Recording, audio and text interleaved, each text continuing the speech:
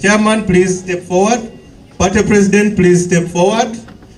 The Vice Chairpersons and the Deputy Presidents, you'll stand right behind me to witness on behalf of the areas that you represent this ceremony.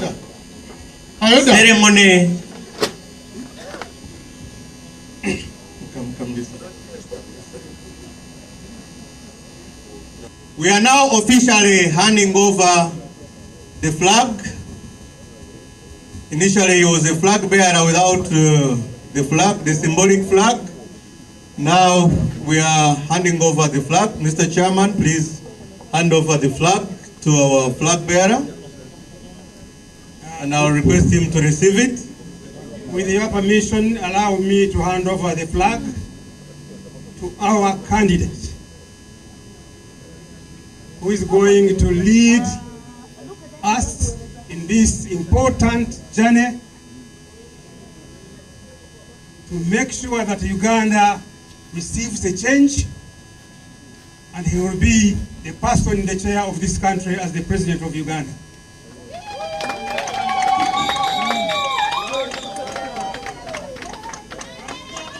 Nandala hoye! One Uganda! One people! A flag bearer! Hoye! May I request the chairperson of the party to hand over the key to our flag bearer that is going to open all the different villages, sub-counties, parishes, sub-counties, districts, sub-regions and regions of this country for our flag bearer. That is the key that is finally going to open the State House in Entebbe.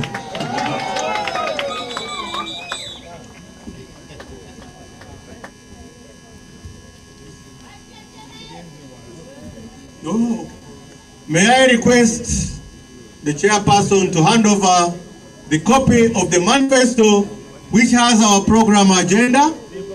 Like the saying goes, you should be known for what you stand for, not what you are against.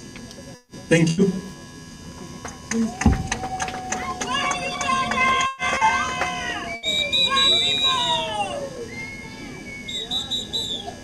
Who has our manifesto? Big one.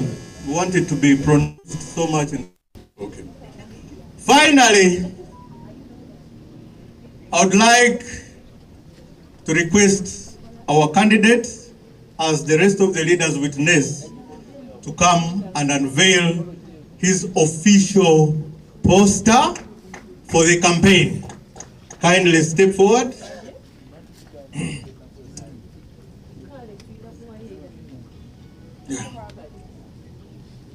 Unveil your official poster, and this will be the official poster for the 2026-2031 presidential elections.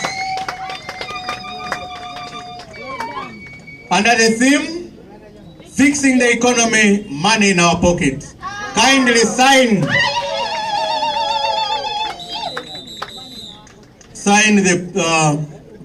the poster and launch it officially.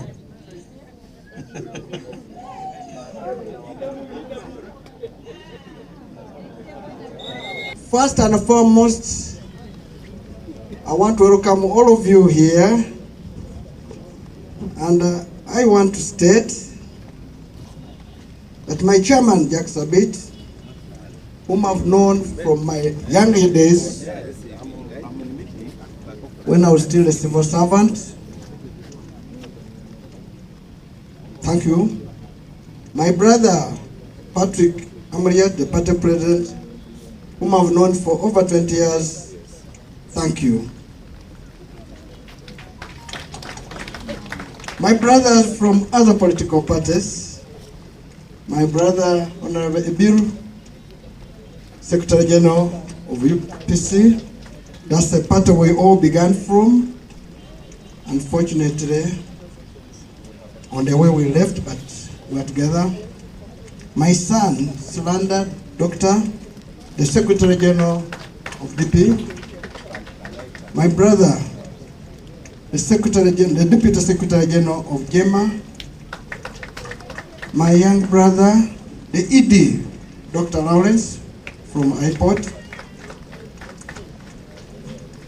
the vice chairs of the party, the deputy presidents of our party, all members of NEC, chairpersons of our districts,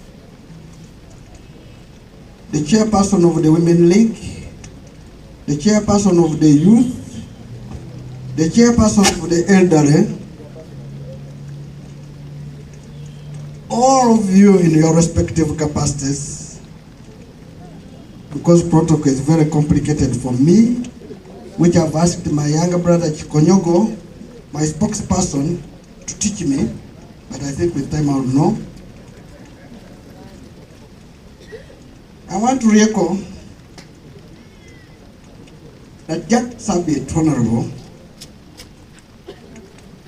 who is the chairman of the FDC party,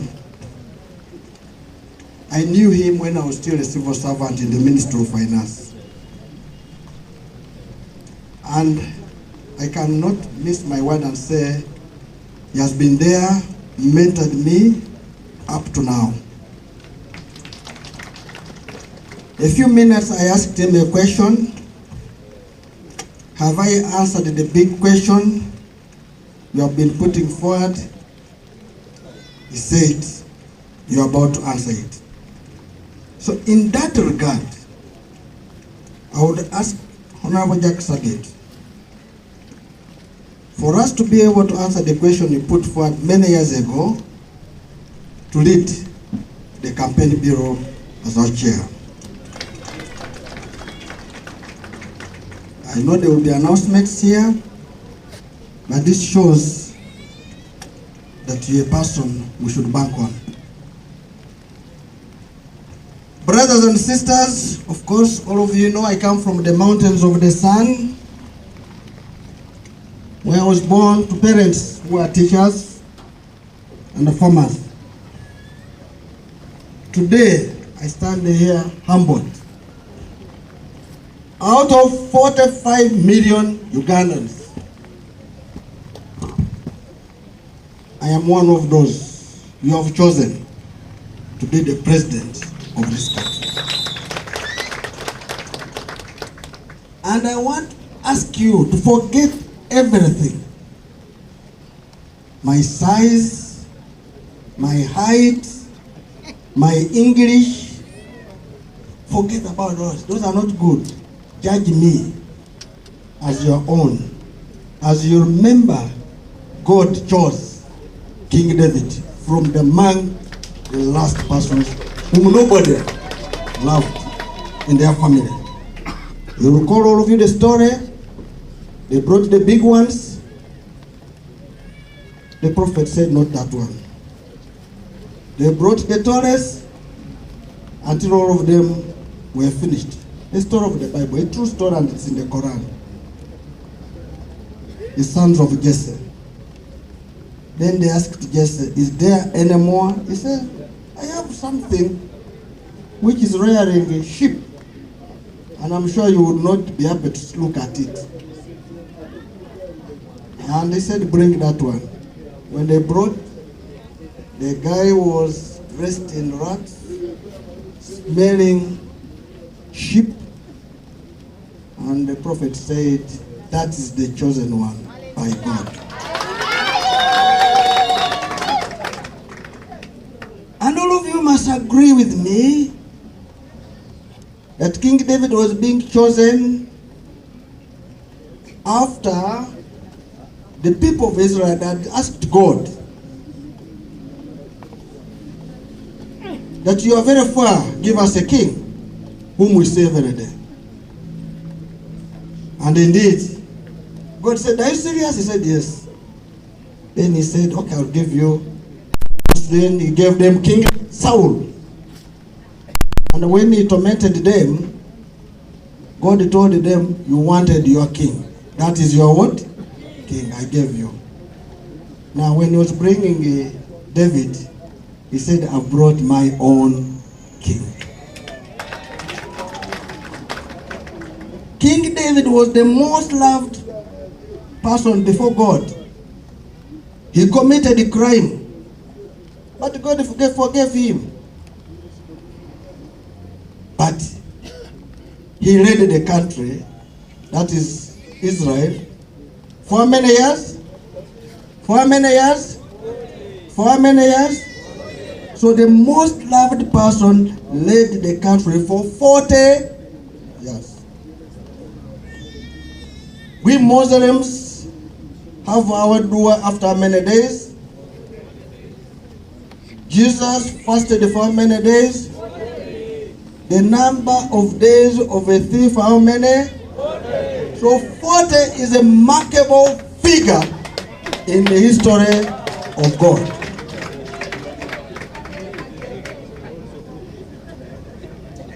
It is time. 40 years have reached. It is now time for you to make a decision whether to obey God or to commit sin.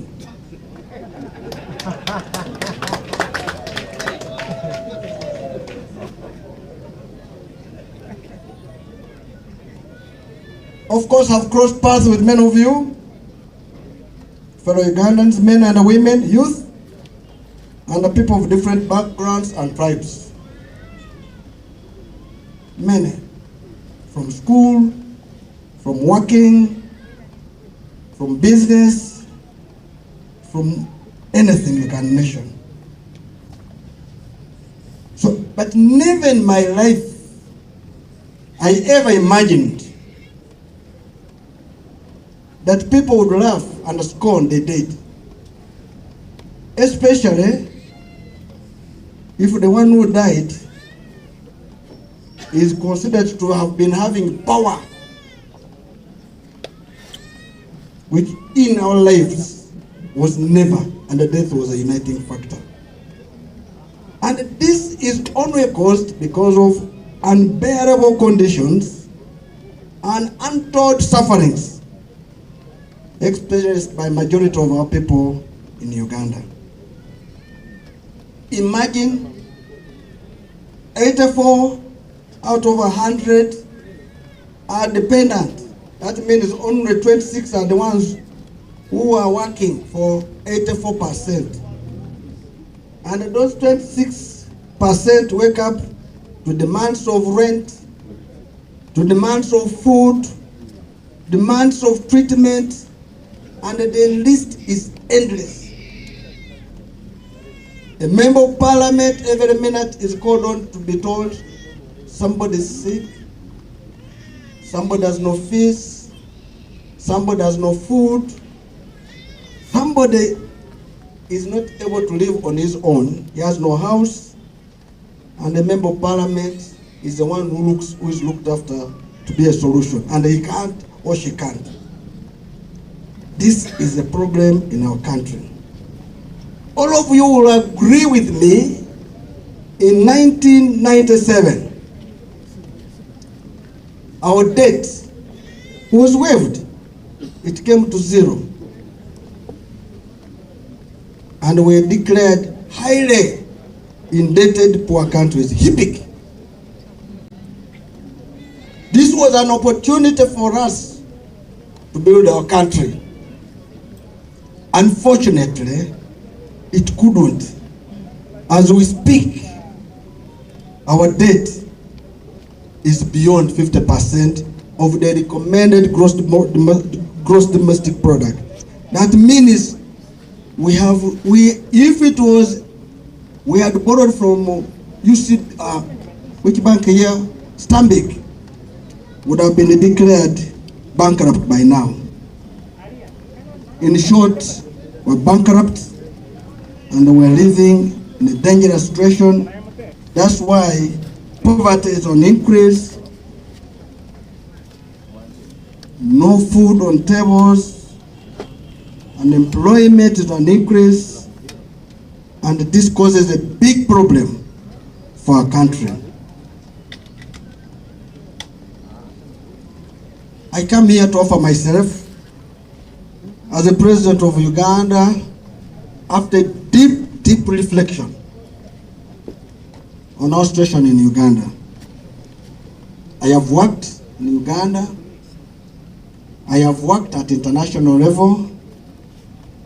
We have fixed economies for countries. We have provided ideas to our country, but it looks others are not ready to listen. The countries which have listened to my advice have done better. And that's why in many years here, you have heard everybody saying Nandala is the next governor bank of Uganda. Even themselves know that the best person to fix this country economically is only Nandala.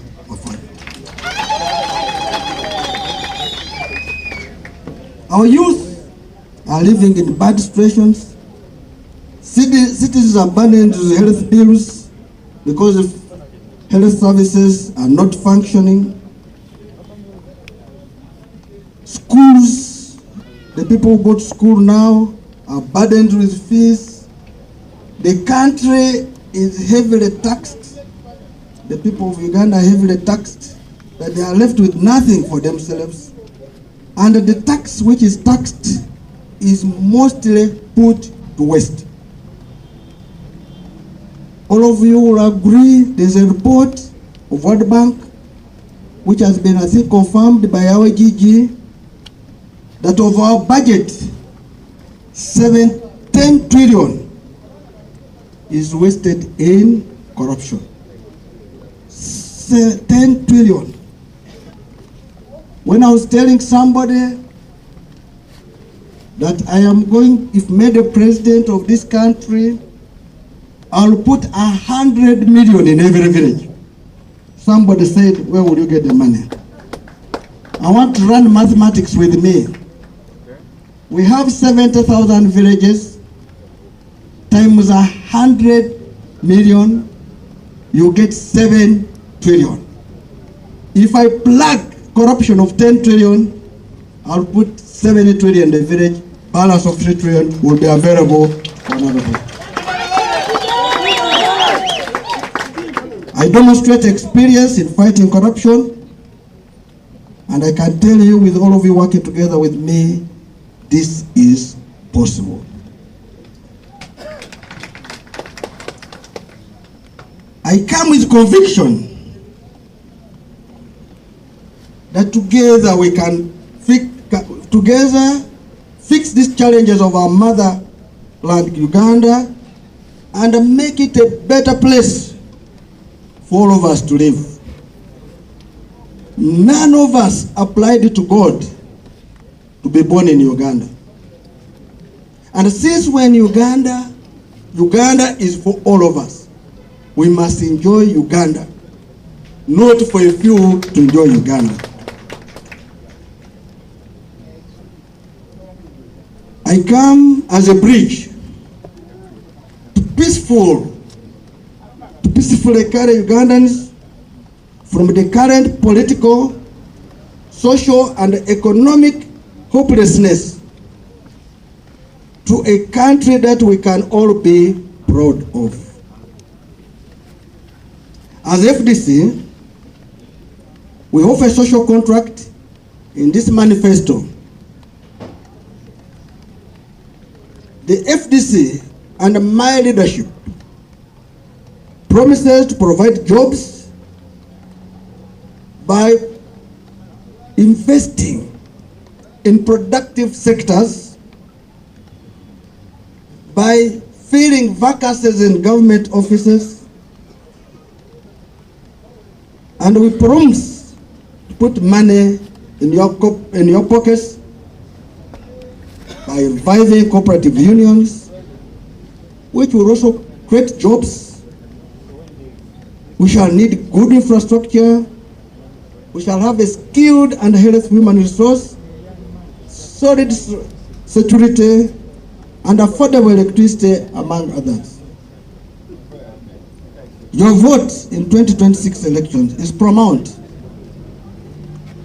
A vote for me is a vote for money in your pockets. It's the vote for employment. It's the one which will reduce the debt burden. It's the one which will fix the infrastructure. It is the one which will develop human development in this country. And your vote will guarantee a peaceful transition as one Uganda, one people. As you're aware, this is our fifth manifesto since the country's transition in multi-party politics. This manifesto has been written bearing in mind the global, regional, and national context. As guided by the Constitution of Uganda,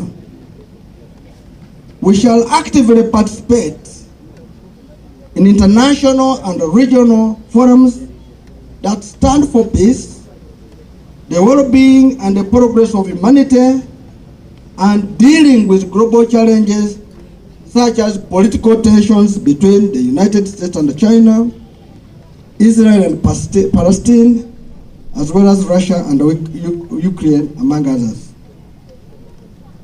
Within the East African region, FDC takes note of the tensions in the neighboring Democratic Republic of Congo and South Sudan. These tensions have caused influx of refugees and curtailed bilateral business between the countries. Of course, at the national level, the country is faced with socio-economic and political challenges that must be addressed through the revival of our economy. Uganda has the highest tax regime, which is crippling businesses, creating unemployment in the youth, and indebtedness, low productivity, and widening income inequality. The gap between the rich and the poor is so big. This must be addressed. Let the rich have a 100-inch TV. Let the poor have a 14-inch black and white. Let the rich have tiled houses. Let the poor have a mabati house. You have your Benz. Let him have a motorcycle or at least a bicycle.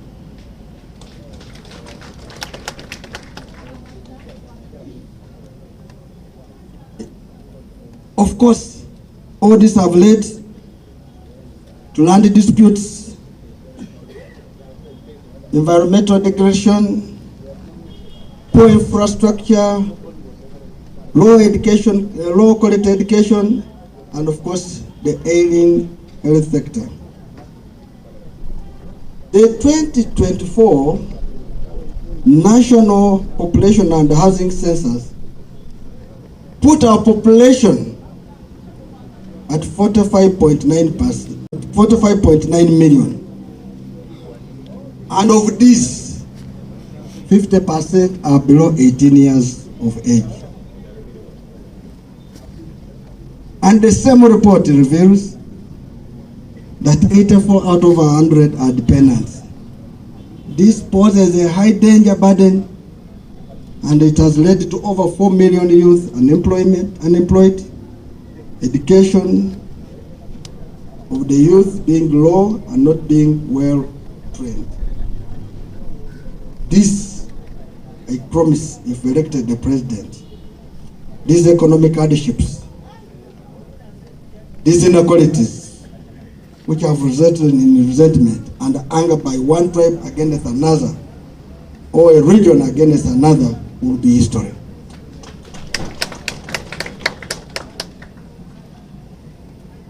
Politically, almost all government institutions have grounded to a complete halt.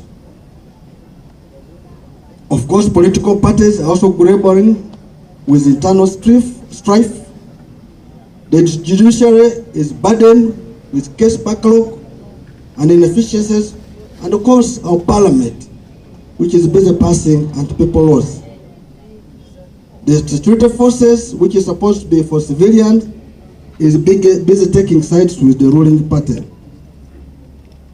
Of course, against this background, is the FDC has written this manifesto under the theme, fixing the economy, money in our pockets. FDC is convinced that once the economy of Uganda is fixed,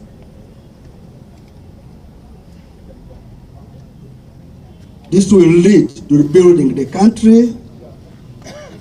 And I want to state that once people have jobs, they have money in their pockets.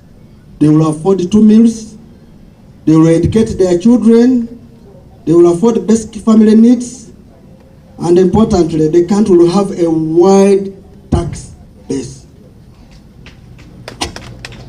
Somebody will say, my villager can't pay tax. When you have money in your pocket and you buy sugar, there's tax on that sugar of 18%. When you buy soap, you pay 18% VAT on that soap. When you drink beer, that's the worst, the tax is about 60%. So if you buy one beer, you're paying 60% in the form of taxes. So that shows if people have capacity to consume, then they will be paying indirect taxes, which means widening the tax. Yes. This country will no longer be burdened with indebtedness and bitterness resulting from the world economic inequalities, which has led to people feeling as if hating Uganda, their own country. FDC, under my presidency, will do everything in their means to make sure that the resources they will mobilize will put in the priority sectors so that our economy can resurrect.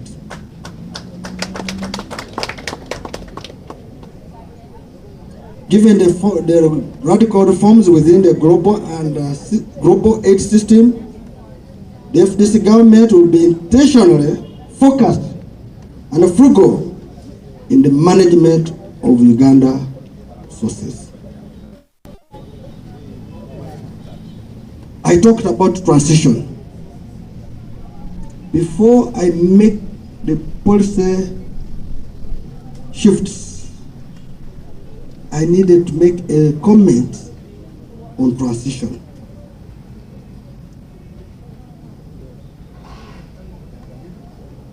All of you will agree with me.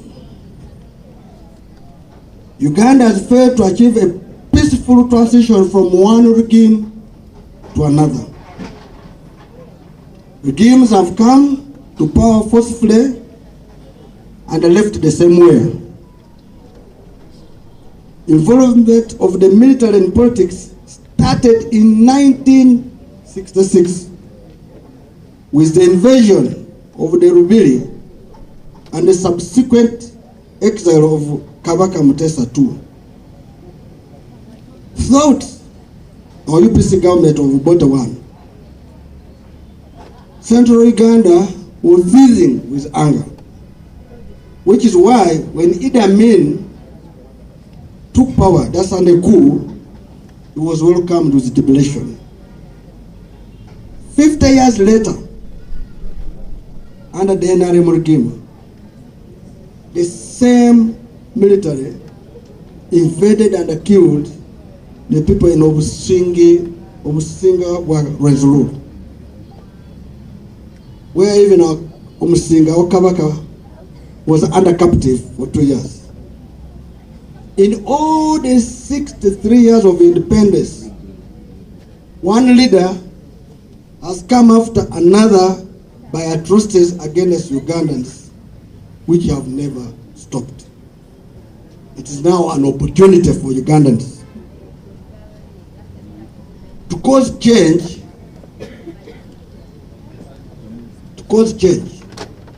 without a gun.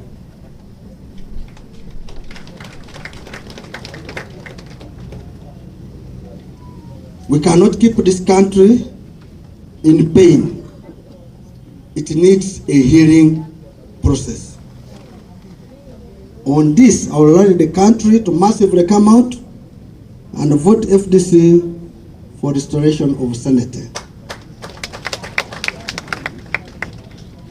A vote for FDC is an opportunity to start a transition and end the era of governments that routinely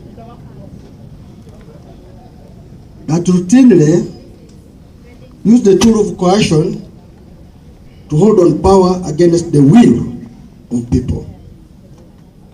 We want to use this election to break the tradition of getting and leaving power through the military. Uganda is for all of us. It's the only country we have.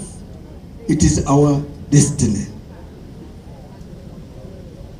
Of course, this we shall lead to setting up a truth-telling and a reconciliation commission. We don't come with any hatred. We come to build bridges where they have been destroyed. We repair. We want to guarantee a better Uganda for everybody in this, and work with faith-based and cultural leaders to endlessly preach and emphasize the importance of truthfulness, hard work, and forgiveness in the pursuit of a peaceful country. This manifesto will be given to all of you. It's a document which shall the people of Uganda hold us accountable as FDC, and I can tell you it is possible and we can make it. I want to thank my Deputy President, my sister Margaret, who summarized the highlights of the pillars. Our manifesto is built on 5 pillars. And these pillars as follows, and this is how policy will be. Pillar 1, generating new employment opportunities. We shall deliver the following. Invest in agriculture by having a 10% budget in agriculture. Revive all the cooperative unions, which were 20. Have 20 processing factories in every region, 21. Build silos. Have tractor in every sub-county. Have 10 colleges for coffee training. Give credit to women farm groups. We have identified about 10,000 groups, women groups. We have to work on the beach committees. Of course, of you know them at the fishing landing site, so that the fishermen and fishmongers and women can use them for their benefit, and we could have fish. Empower the youth and the women through fish farming and agriculture. We must have modern inland fish terminals. We're planning 50. Rehabilitate the coffee greeneries. My brother, you remember in the Congress, we had over 50, but one start with 53. Have the government ranches and the farms back. Have the meat processing plants, which were built, and we have meat. Of course, we must compensate the people who lost their cattle in the areas of Teso, Lango, West Acholi, West Nile, even in Bugisu. Of course, our bank, the cooperative bank, must be restored, which has been on shelf for long. Of course, recover assets for all cooperative unions. We must have a progressive tax regime which build local businessmen. which build local businessmen. If a local businessman makes money, it stays in the economy. If a foreigner makes money, he takes it to his country. We must make sure local businessmen are supported, both in a better tax regime, being given better tax incentives, being availed credit, even at negative interest, like in India. We must talk about irrigation schemes. We passed money to build irrigation schemes in every constituency in this country. Money came, money eaten. Money came, money, and the head of state does not talk about it. We will not agree on that. We must have drugs for animals. We must have fabric industries. You know it. We had ATM, we had little spinning mill, we had Nightil. Nobody is questioning. These are things which we're bringing people to have our own shirts, our own bed sheets, jobs. Cheap and long-term financing for manufacturing plants, mining and value addition by companies in Uganda. Of course, royalties to the people where the minerals are got. If cement is in Tororo, people of Tororo must get their share. If minerals are in Karamoja, Karamajongs must get their share. We must stop this thing of saying we cannot wait for Karamoja to develop. Karamoja could have developed beyond, but people in power have made it underdeveloped. I am a Karamajong. Of course, we must have fertilizer for our farmers, both in the coffee sector and the tea sector. We must clear all the seedlings supplied, like for the tea and the coffee in the oil sector in Uganda. And this will go a long way to create employment. Under Pillar 2, we intend to gravel our roads, 24 roads, totaling to 1,577 kilometers to tarmac standard within 5 years. The roads are in our manifesto, you will see them. Of course, you know Malaba and that road from Malaba to Kabare. Whoever has been to Malaba and Busia will confirm 70% of custom duties enter through Malaba and Busia. Are the roads okay? So how can you milk a cow which you are not feeding? It is important to feed the cow before you can milk it. We shall make sure we do road sealing for community roads in the 50 districts, totaling to 200 kilometers. We shall have 120 kilometers of ferry access roads. We shall have 9 rehabilitated paved roads, totaling 999.4 kilometers. We shall ensure our goods are transported by rail, because the trucks are on the roads. That's why our roads are being spoiled. So the rail must be fixed. And the rail must be extended to a total of 1,497.3 kilometers. You'll see it, and we have done measurements. And we have shown you where the money funded is. We shall have to rehabilitate the 31 big bridges in this country. We'll have to rehabilitate the river and the swamp crossings. We are going to establish cable cars in the Rwenzori, that is Rwenzori Mountain, and the Mount Elgon. We need the cable cars.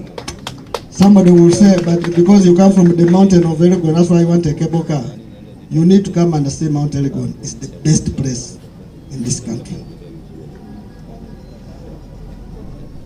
Of course, we have to pave runways at Pakuba, Kidepo, Moroto, Mbarara, and Kanungu. We have to ensure the network is the best, so that the price also drops from $35 to $25 MBS per month. We must have high speed of internet in our secondary schools and universities and health centers. We must have houses for government employees. Dr. Mulago stays in Mukono. There's an emergency in the theater. You need to operate a lady delivering. By the time you drive from Mukono to Mulago, will that woman be safe? Yet, under the Bote government and the other one, Kitante Courts was meant for doctors, junior doctors. Kololo was for senior doctors. What happened? We shall make sure civil servants have accommodation and affordable. We shall ensure those elderly people of ours who are above 70 years are taken care of in accommodation and even being given some allowance, stipend. Our power should be less, cheaper to promote production, and we shall ensure power to the last person. We shall make sure there's running water in all our cities, municipalities, town councils, and health facilities. We have so many town councils, no water. We have some municipalities with no water, if it's there, in limited supply. And they say water is life, except if you stay in Wise.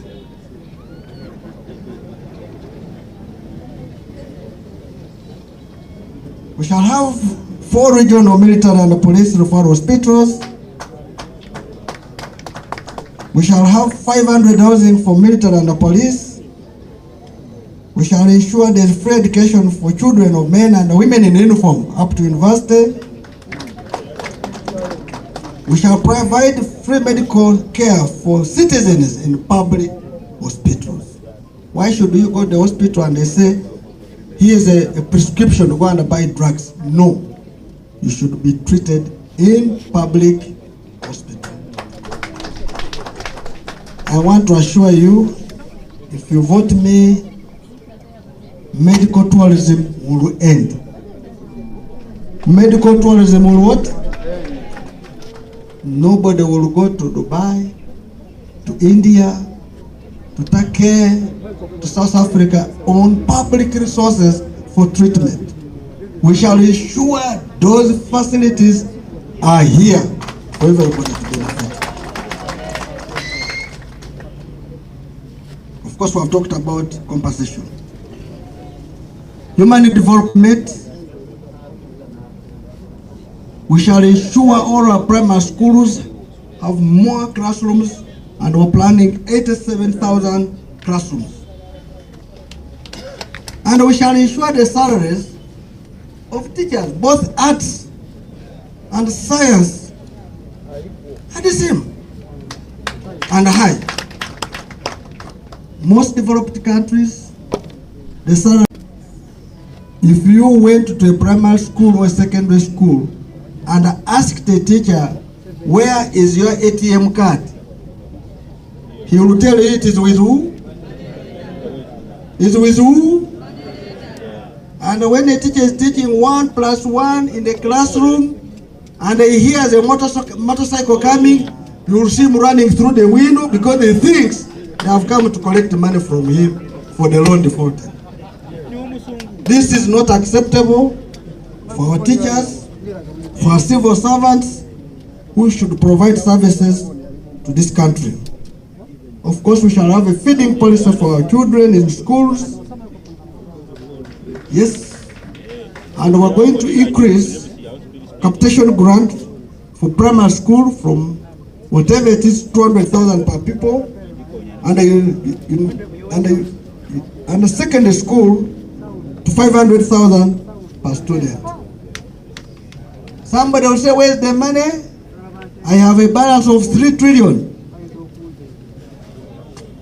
We have plugged corruption. I have a balance of what? And this, what I'm raising here, does not cost me even 1.5 trillion. I still have 1.5 trillion.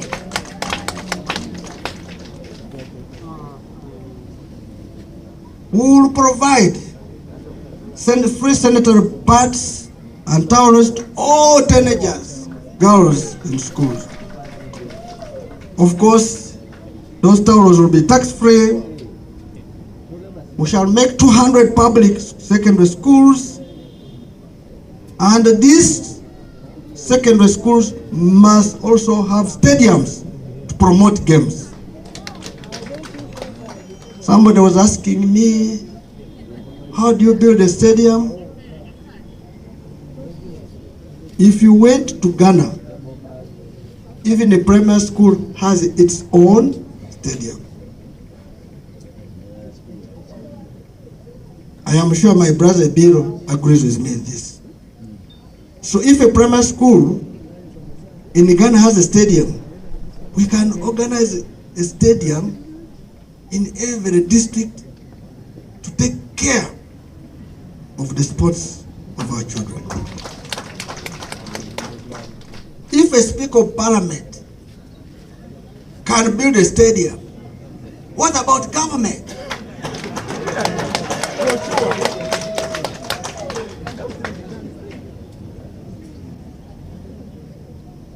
Of course, we shall upgrade our football pitches. We shall have tax incentive in investment in sports and creative arts facilities.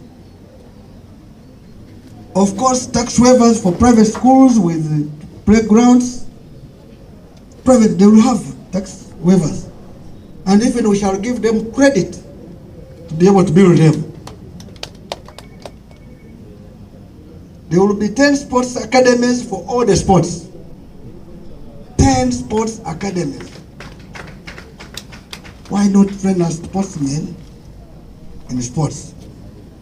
All our regional referral hospitals will be upgraded to the level of national hospitals.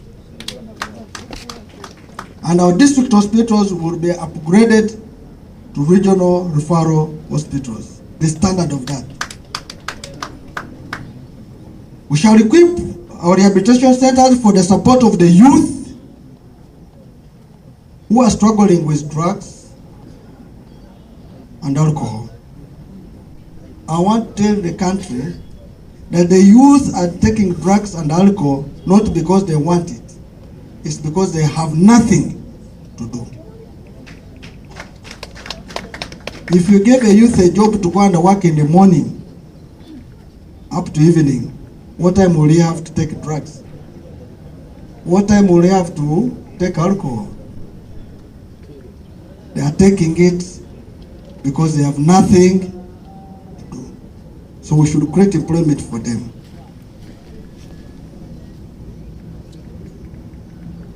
Our hospitals will have ambulances, both air and road, and I can say air and road. We shall have trained and specialized personnel in these hospitals, and as I stated, they will have accommodation, and we hope to have a 10% budget in the health sector so that we are able to take care of that. Of course, we shall have insurance paid for by government, which is called National Health Insurance. Mr. Chairman, that was pillar number 3. I have pillar number 4, which I want to summarize, and pillar number 5 so that we have time to do other things. We shall deliver, and this is a very contentious issue. Our parliament is too big. I think we need to review our parliament where we should have one direct elected MP for women and one for men. Even in the current state, 2 times 154, is it 154? 140 what? 146. You are already over 292 people. Why should we have all that big parliament with where even you can't sit? I am really sympathetic to my younger brother Ekanya. I don't know where he's going to sit in the next parliament, but we will be there. We shall support you until you go there and find where to sit. We are thinking our constitution should be proportional representation, which has been advocated by UPC and the DP. And this is what we say. We agree with you. We should have proportional representation. And me, I will convince the parliament to restore the presidential term limit and the age limit.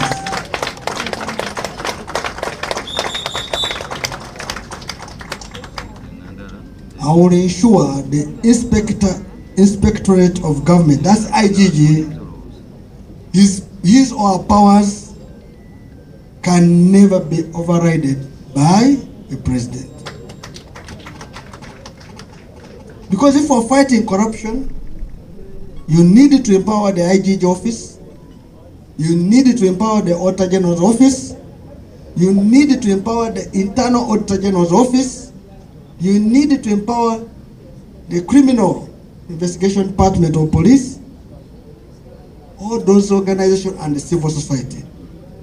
And this will be one of my main focus with my colleagues in FDC to ensure that these ones have power so that we curtail the loss in the form of stealing public resources. We shall have our debt reduced drastically so that we leave the state where we are being declared bankrupt to a very positive country where everybody would love to come. We are going to restore state-owned enterprises which are very good for purpose of delivering services where government cannot, where the private sector cannot invest. And that's restoring parastatals capacity. We shall have special plans for each region. Each region has its own dynamics for purposes of development. Where they are behind, we make it more, give more resources for them to develop. Even the constitution of Uganda demands that it develop the country equally, but taking into consideration those which are less developed. That means we shall be following the constitution. We have a constitution which talks about regional governments.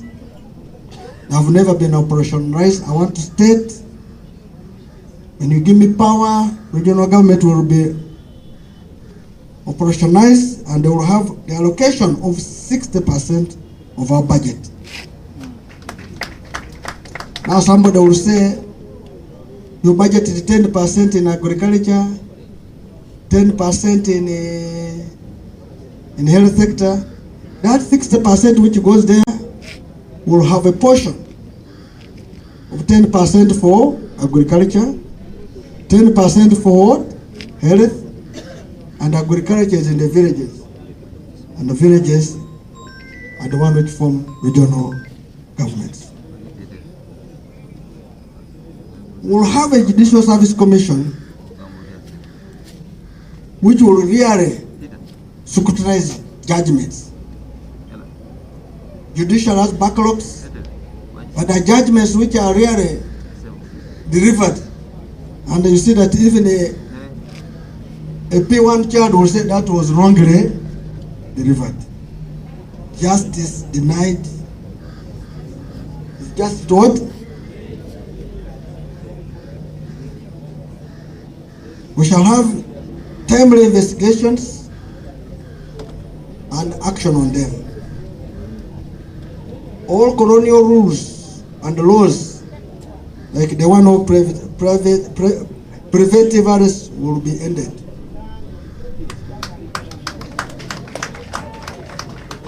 Truth and reconciliation, I've talked about it. It will be set up and be dealt with. There will be dialogue between the government and the civil society. There's no reason why government cannot dialogue with the civil society.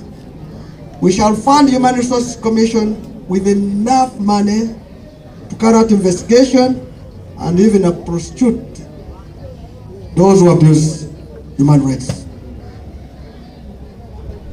And of course, as we talked about the budget of health, there will be a special portion allocated to deal with women's health. And there will be no one to violate a woman. And we have a lot of men who have violence against women, officers who have violence against women in offices. This is going to be history.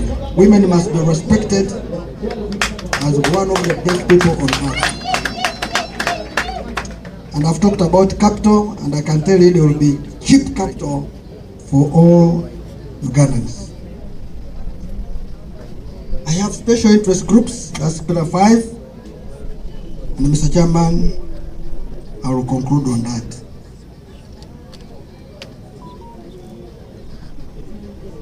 We have talked about women, youth, and elderly, and of course men. You can get a man walking, but is also disabled. There will be a deliberate effort which we shall work on to ensure that nobody in this country is left behind in any activity of government. And that's where we shall disburse all government grants, provide procurement services to the people, and support services to those disadvantaged class of people in the society. All the youth who will be unemployed, we shall have a one every year, initially of 1 million for unemployed youth. Our borders will have a saving and protection of cooperative scheme with resources put in by government to avoid it to go together.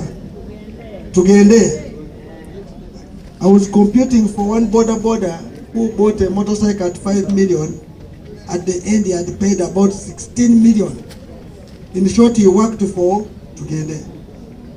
This is daylight robbery. This is not acceptable for our people.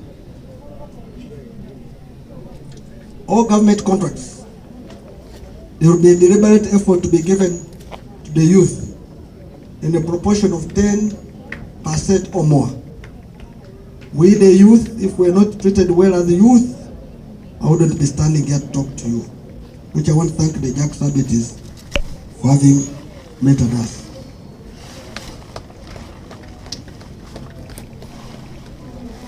We shall have schools to train our teachers of special needs. We shall have innovation for PWs. We shall have centers for PWs who are arms to use their hands and make money. And our people above 65 years of age, each will be benefiting 60,000 shillings per month to avoid this one of where they have increased the age of 80. And 80, this was a proposal in 2006, and we'll bring it back in 2026. Those who tried to copy it implemented it wrongly. There will be a fund for our ex-servicemen and women so that they are built in a productive sector. Our constitution demands that our constitution should be translated in our local languages. That's why people don't know their constitution. This is a deliberate effort that immediately we take power, the constitution of Uganda will be translated in all the local languages in this country. Collection of revenue for tourism sites and cultural institutions will benefit a 5% of that collection. Of course, we must restore coffee, tea, cotton. These are our core cash crops, which when we're studying in primary, our time, they say, what are the leading cash crops for Uganda? Number one was coffee. Number 2 was cotton. Number 3 was tea. What happened? The economy of Uganda was growing on those 3. So it means we shall restore those organizations to the as they were in the first stages. We shall provide 100 million development fund to all villages of the country. That's only 7 trillion. I have 100 million per parish leaders in circles. You know how many parishes do we have? About 10,000. That's 1 trillion. Sub-counties, there are 2,300, I think, 100 million. I'm talking about 230 billion. The LOC5s will have $500 million per district. How many districts? 140 what? You multiply how many billions are there? That's only 100, 500, that's about only 73 billion. And the country will have money to generate money, the economy will be fixed, and the money in our.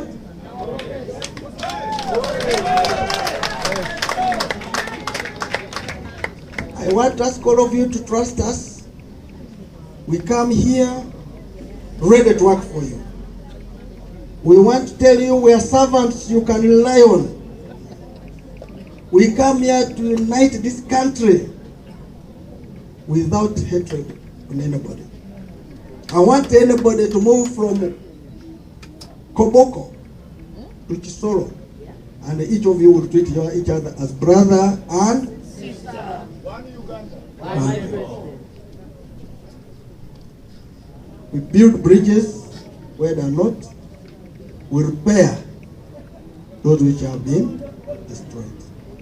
I call on every Ugandan that lend us your vote. Lend us your vote, and you will see the results. Look and do it as God did to King David. It can be done.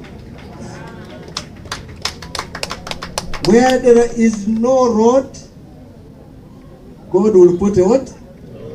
Where there is no way, God will put a what? I can tell you,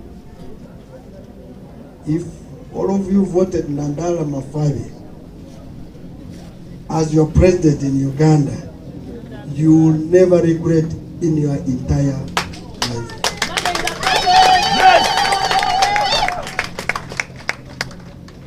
With all those many words, I want also again to thank the country which has supported me all along, starting from where I came from.